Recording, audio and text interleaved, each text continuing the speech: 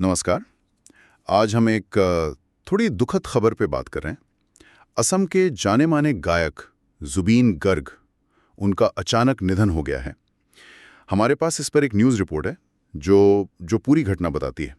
तो आज हम यही समझने की कोशिश करेंगे कि आखिर हुआ क्या और ज़ुबीन गर्ग संगीत की दुनिया के लिए, खासकर असम के लिए, क्या मायने रखते थे। और ये खबर इसलिए भी थोड़ी ज़्यादा चौंकाने वाली है क्योंकि ये बिल्कुल अचानक एक हादसे में हुआ। जी बिल्कुल। ये खबर सुनकर तो मतलब स्तब्ध रह गए सब। सोर्स यही बताते हैं कि ज़ुबीन गर्ग सिर्फ 52 साल के थे और ये हादसा सिंगापुर में हुआ, वो भी स्कूबा डाइविंग करते समय।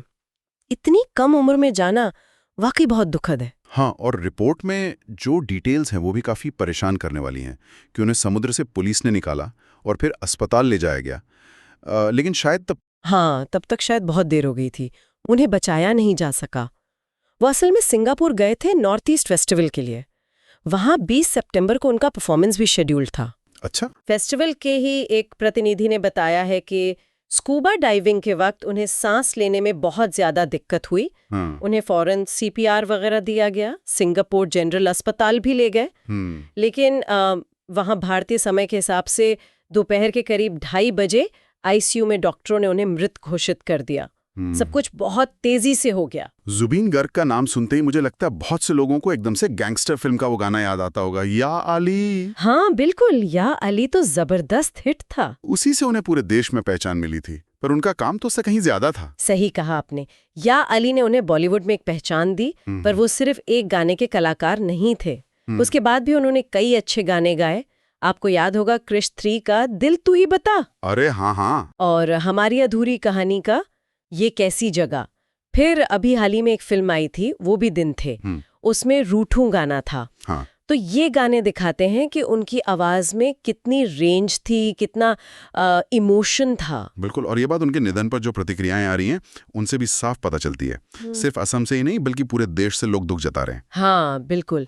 असम के जो स्वास्थ्य मंत्री हैं अशोक सिंगल, उन्होंने जो श्रद्धांजलि दी है वो काफी भावुक करने वाली हैं। उन्होंने लिखा है कि ज़ुबीन दा सिर्फ एक गायक नहीं थे, वो असम और देश का गौरव थे। उनके गानों ने हमारी संस्कृति, हमारी भावनाओं को दुनिया तक पहुंचाया।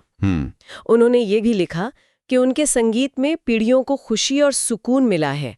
उनका जाना एक ऐसा खालीपन छोड़ गया है जो कभी भरेगा नहीं। बाप रे। असम ने अपना सबसे प्यारा बेटा खो दिया और भारत ने अपना एक बेहतरीन सांस्कृतिक प्रतीक। ये शब्द बताते हैं कि वो कितने अहम थे। वाकई ये सिर्फ गायक का जाना नहीं है, ये एक सांस्कृतिक क्षति है, जैसा उन्होंने कहा।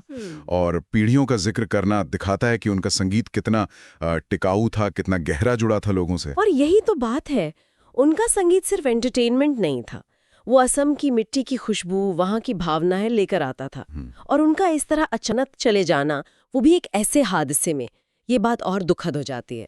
तो अगर हम इस पूरी बातचीत को समेटें तो ज़ुबीन गर्ग एक बहुत ही प्रतिभाशाली गायक थे जिनका एक दुखद हादसे में निधन हो गया, और ये संगीत जगत के लिए, खासकर असम के लिए, एक बहुत बड़ी क्षति है जिसे पूरा नहीं किया जा सकता। हाँ, और ये घटना हमें ये भी सोचने पर मजबूर करती है कि कला, संगीत, ये चीजें कैसे लोगों को जोड़ती हैं। एक कलाकार जब ऐसे अचानक चला जाता है तब पता चलता है कि वो कितने लोगों की जिंदगी का हिस्सा बन चुका था। अब तो बस उनका संगीत ही है जिसके जरिए उन्हें याद रखा जाएगा। वो संगीत हमेशा रहेगा। बिल्कुल। और अंत में एक विचार शायद हम सबके लिए कि कैसे जिंदगी की अनिश्चितता कभी-कभी ऐसी रचनात्मक यात्राओं को अधूरा छोड़ देती है।